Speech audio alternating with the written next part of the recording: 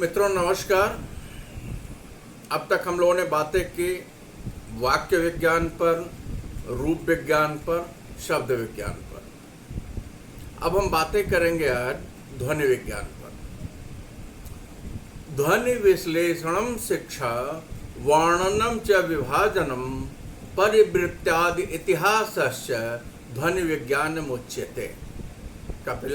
कपिल लिखते हैं ध्वनि विश्लेषणम शिक्षा, ध्वनियों का जिसमें विश्लेषण किया जाता हो, वर्णनम उसका वर्णन होता हो, विभाजन उसका विभाजन किया जाता हो, परिवृत्तादि इतिहास और उसका जिसमें उसके इतिहास का जिसमें अध्ययन होता हो, ध्वनि विज्ञान मोचित, उसे ध्वनि विज्ञान कहते हैं। ध्वनि के अध्ययन से संबंधित शास्त्र को ध्वनि विज्ञान या ध्वनि शास्त्र कहते हैं। अंग्रेजी में ध्वनि विज्ञान के लिए फोनेटिक्स और फोनोलॉजी शब्द का प्रयोग किया जाता है। इसमें फोन का अर्थ ध्वनि है तथा टिक्स और लॉजी का अर्थ है शास्त्र या विज्ञान। फोनेटिक्स में भाषा, ध्वनि, ध्वनियों को उत्पन्न करने के अंग, ध्वनियों का वर्गीकरण, ध्वनियों का सैद्धांतिक अध्ययन। इस प्रकार फोनेटिक्स ध्वनि के अध्ययन का सामान्य अपने अध्ययन के लिए विश्व की समस्त भाषाओं से सामग्री लेता है, ठीक है। और फोनोलॉजी का संबंध भाषा विशेष के अध्ययन से होता है। इसमें किसी भाषा विशेष या बोली विशेष की ध्वनियों पर विचार करते हैं। इस प्रकार फोनेटिक्स जहाँ सैद्धांतिक तथा सार्वभाषिक है, वही फोनोलॉजी उसका व्यवहारिक रूप है। कुछ भाषा विज्ञानी ध्वनि के सैद्धांतिक और व्यवहारिक दोनों पक्षों के लिए फोनेटिक्स शब्द का प्रयोग करते हैं। व्यवहारिक दृष्टि से ध्वनि विज्ञान के लिए इन दोनों में अधिक भेद नहीं है। संस्कृत में ध्वनि शिक्षा कहा जाता है।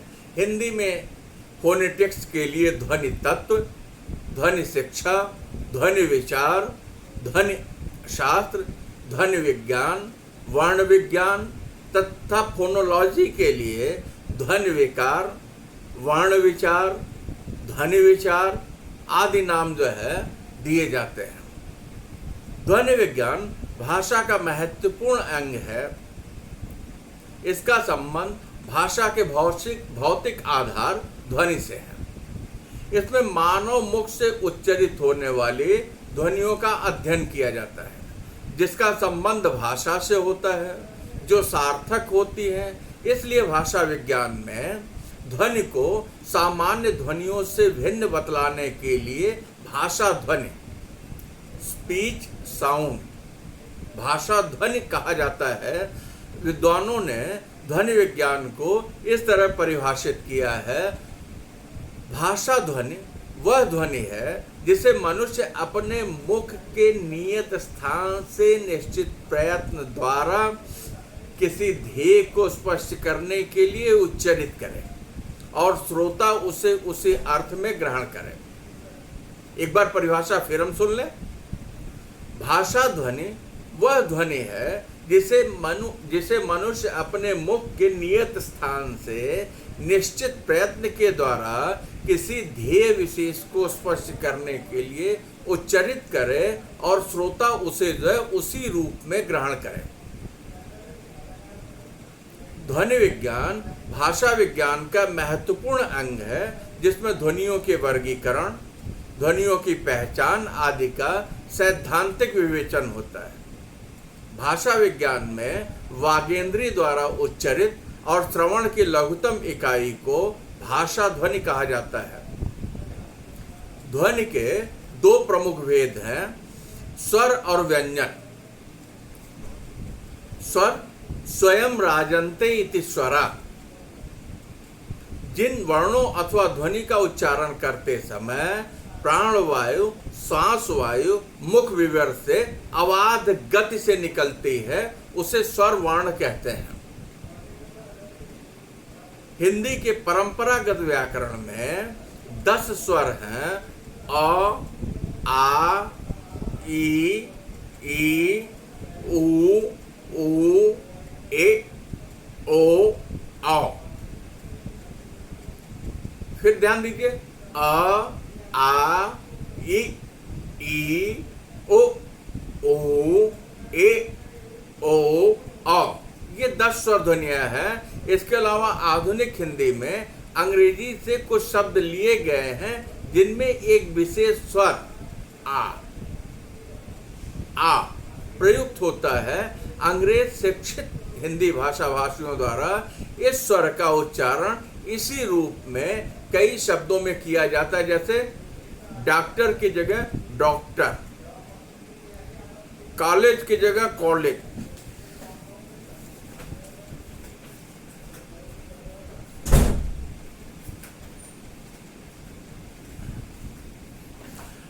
डॉक्टर की जगह डॉक्टर, कॉलेज की जगह कॉलेज,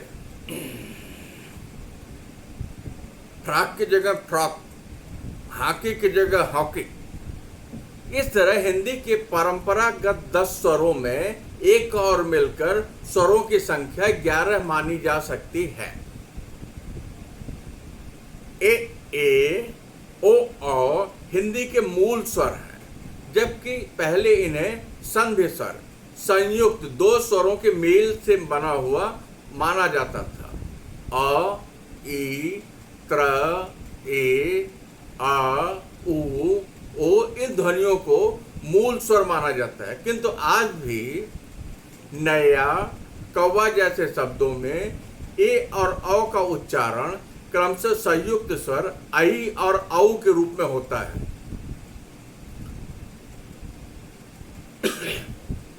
मात्रा या उच्चारण के कालमान की दृष्टि से स्वर 2 प्रकार के होते हैं। जिन स्वर के उच्चारण में एक मात्रा लगती है उसे हर्ष या लघु स्वर कहते हैं। जिस स्वर के उच्चारण में 2 मात्राएं लगती हैं उसे दीर्घ स्वर या गुरु स्वर कहते हैं। यहाँ ध्यान देने की बात है कि ये कालमान मतलब किसी ध्वनि के उच्चारण में लगने वाले समय को मात्रा कहते हैं। जिस ध्वनि के उच्चारण में कम समय लगता है वो ह्रस्व ध्वनि है या लघु ध्वनि है। जिस स्वर के उच्चारण में अधिक समय लगता है वो दीर्घ ध्वनि है या गुरु ध्वनि है। ठीक है, तो जिस स्वर के उच्चारण में एक मात्रा लगती है ह्रस्व या लघु स्वर कहलाते हैं, और जिस स्वर के उच्चारण में 2 मात्राएं लगती हैं उसे दीर्घ या गुरु स्वर कहते हैं। जैसे ह्रस्व के लिए अ, ई, उ, ए, ओ, दीर्घ के लिए आ, ई, उ, ए, औ, आ। जिन स्वरों के उच्चारण में श्वास वायु मुख से निकले उन्हें मौखिक स्वर, तथा जिन स्वरों के उच्चारण में मुख के साथ साथ प्राणवायु श्वास वायु नासिका से भी निकले उसे अनुनासिक स्वर कहा जाता है। हिंदी में सभी स्वर आ को छोड़कर दोनों रूपों में उच्चारित होते हैं। मौखिक अ, आ, ई, ए, उ, ओ, अ।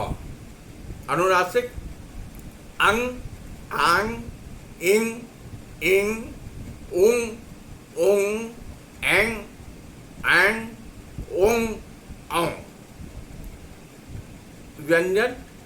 व्यंजन वह ध्वनि है जिसके उच्चारण में हवा मुख विवर से अवाध गति से बाहर न निकलकर मुख विवर के मुख यंत्र के किसी भाग में तालु, मूर्धा, कंठ, दंत, ओष्ठ से या तो पूर्ण अवरुद्ध होकर आगे बढ़ती है या संकीर्ण मार्ग से घर्षण करते हुए जीभ के पार्श्व भाग से बाहर निकलती है। इस प्रकार वायु मार्ग में पूर्ण या अपूर्ण अवरोध उत्पन्न होता है, उपस्थित होता है। व्यंजनों का वर्गीकरण मुख्य रूप से अगर करना हो तो हम स्थान और प्रयत्न के आधार पर कर सकते हैं। स्थान मुख्य यंत्र में उच्चारण स्थान, ध्यान रखिएगा। मुख्य यंत्र क्या है? यहाँ कंठ से लेकर के जो है ओष्ठ तक। तो ध्वनि के उच्चारण स्थान के आधार पर व्यंजन का विभाजन कर सकते हैं, और ध्वनियों के उच्चारण के प्रयत्न के आधार पर हम ध्वनियों का विभाजन कर सकते हैं, व्यंजन ध्वनियों का। तो व्यंजन से उत्पन्न होने के स्थान से संबंधित व्यंजनों को तो आसानी से पहचाना जा सकता है। तो इस दृष्टि से हम जो है इसका स्थान के आधार पर विभाजन करते हैं। तो क्या होता है, जैसे दो ओष्ठ जो सामने दिखाई पड़ते हैं, प वर्ग की ध्वनियां, हाँ ध्यान दीजिएगा, प, फ, ब, भ, न्य, प, फ, ब, भ, न्य, ठीक है। दंतोष्ठ प, फ, प, फ, क्या हुआ, जीभ जाकर के हल्का सा दांत को स्पर्श कर रही है और दोनों ओर चिपक रहे हैं। दंत, जीभ जाकर के जो है, ये करण है ना, ये जाकर के जो दांत को छुएगी। त, थ, द, थ, वत्स ध्वनिया, दांत के ठीक पीछे जो खुरदुरा वाला स्थान है। न, स, ज, र, ल, ल्य, मूर्धन्य ध्वनिया। ट, खुरदुरे वाले भाग से आगे जाइए, मूर्धा अंदर कठोर तल। ट, ठ, ज, ढ, ड़, ष, ढ, कठोर तालु। श, च, छ, ज, झ, कोमल तालु। क, ख, ग, घ, क, ख, ग, घ, पश्य तालु। तालव्य क, स्वर यंत्रमुखी ह। उच्चारण प्रयत्न के आधार पर व्यंजन ध्वनियों का हमें वर्गीकरण करना होगा। तो क्या, स्पर्श व्यंजन, उच्चारण अवयवों के स्पर्श करने या सहसा खुलने पर जिन ध्वनियों का उच्चारण होता है उन्हें स्पर्श व्यंजन कहा जाता है। क, ख, ग, घ, ट, ठ, ड, ढ, त, थ, द, ध, प, फ, ब, ह, क, सभी ध्वनियाँ स्पर्श हैं। च, छ, ज, झ को पहले स्पर्श संघर्षी नाम दिया जाता था, स्पर्श संघर्षी कहा जाता था। इनके उच्चारण में उच्चारण अवयव सहसा खुलने के बजाय धीरे धीरे खुलते हैं। फिर से देख लीजिए, च, छ, ज, झ। लेकिन अब सरलता और संक्षिप्तता को ध्यान में रखते हुए इन्हें भी स्पर्श व्यंजनों के अंतर्गत ही रख दिया जाता है। स्पष्ट है। मौखिक व नासिक के व्यंजन, व्यंजन के दूसरे वर्ग में मौखिक या नासिक ध्वनियां आती हैं। हिंदी में हर वर्ग की पांचवी ध्वनि, क वर्ग, च वर्ग, त वर्ग, ट वर्ग, प वर्ग का मतलब अंग, इय, अण, न, म। 5 व्यंजन नासिक के हैं। इनके उच्चारण में प्राणवायु नाक से होकर निकलती है, जिससे ध्वनि का नासिकाकरण होता है। इसे पंचाक्षर भी कहा जाता है। इनके स्थान पर अनुस्वार का प्रयोग सुविधाजनक माना जाता है। इन व्यंजनों को छोड़कर बाकी सभी व्यंजन ध्वनियां मौखिक हैं। पार्श्विक व्यंजन, इन व्यंजनों के उच्चारण में श्वास वायु जिह्वा के दोनों पार्श्वों से होकर निकलती है। ऐसी ध्वनि हमारे सामने ल, ल, ल। अर्धस्वर, इन ध्वनियों के उच्चारण में उच्चारण अवयवों में कहीं भी पूर्ण स्पर्श नहीं होता है। श्वास वायु अवरोधित होती है। जैसे हिंदी में य, व, ये अर्धस्वर है। य, व। ल जो पार्श्विक व्यंजन है और य और ल जो है अर्धस्वर है और लुंठित। इन व्यंजनों के उच्चारण में जिह्वा वत्स भाग की ओर उठती है। हिंदी में र व्यंजन इसी तरह की ध्वनि है। उच्छिप्त व्यंजन, जिन व्यंजन ध्वनियों के उच्चारण में जिह्वा नोक, कठोर तालु के साथ झटके से टकराकर नीचे आती है उससे उच्छ्रित व्यंजन कहते हैं। जैसे ड ढ। व्यंजनों के वर्गीकरण में स्वर तंत्रियों की स्थिति भी महत्वपूर्ण मानी जाती है। इस दृष्टि से व्यंजनों को दो वर्गों घोष और अघोष व्यंजन में वर्गित किया जा सकता है। तो घोष व्यंजन क्या है? जिन व्यंजनों के उच्चारण में स्वर तंत्रियों में कंपन उत्पन्न होता है उसे घोष या सघोष व्यंजन कहा जाता है। जैसे हिंदी में ग, घ, अंग, ज, झ, इय, द, ध, न, प, भ, म, ड, ढ, अण, य, र, ल, व, ह, ड, ढ, ज, ग। ये घोष ध्वनियां हैं, ये घोष व्यंजन है। ठीक है। अघोष स्वर तंत्रियों के अघोष स्थिति से अर्थात जिन व्यंजनों के या जिन ध्वनियों के उच्चारण में कंपन नहीं होता है उन्हें अघोष व्यंजन कहा जाता है। प, फ, त, थ, च, छ, ट, ठ, क, ख, स, श, ह, क, ख, प, फ। ये अघोष ध्वनियां। अब प्राण शक्ति के आधार पर व्यंजनों का वर्गीकरण। प्राण का अर्थ है श्वास वायु। जिन व्यंजनों के उच्चारण में श्वास बल अधिक लगता है उन्हें महाप्राण, और जिसमें श्वास बल का प्रयोग प्राणवायु कम खर्च होता है उन्हें अल्प प्राण व्यंजन कहा जाता है। 5 वर्गों में दूसरी और चौथी ध्वनि महाप्राण है। दूसरी मतलब जैसे जब कवर के पास जाए ख, घ महाप्राण है, तो पहली तीसरी जो है वो क्या हो जाएगी? वो अल्प प्राण हो जाएगी। तो यहां जो है क्या हुआ? दूसरी और चौथी ध्वनियां महाप्राण। दूसरी चौथी ध्वनि कौन सी? ख, घ, छ, झ, ठ, ढ, थ, ध। ठीक है। प, फ, भ, म, ढ व्यंजन महाप्राण है। अब वर्ग का पहला, तीसरा और 5वां वर्ण जो अल्प प्राण है। ग, क, ग, इ, च, ज,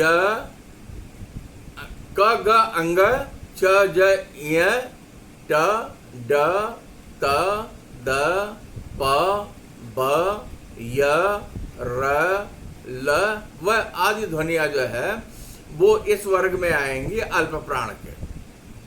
इस तरीके से हमने ये देखा कि बहुत ही व्यवस्थित रूप से ये ध्वनियां जो उत्पन्न होती हैं इनकी एक अपनी विशिष्ट संरचना है और ध्वनि विज्ञान में इसी का अध्ययन किया जाता है। ठीक है, समझ में आ गया? आशा करता हूं अब हम अगले लेक्चर में इस पे और बातें कर लेंगे अगर आवश्यकता होगी तो। धन्यवाद।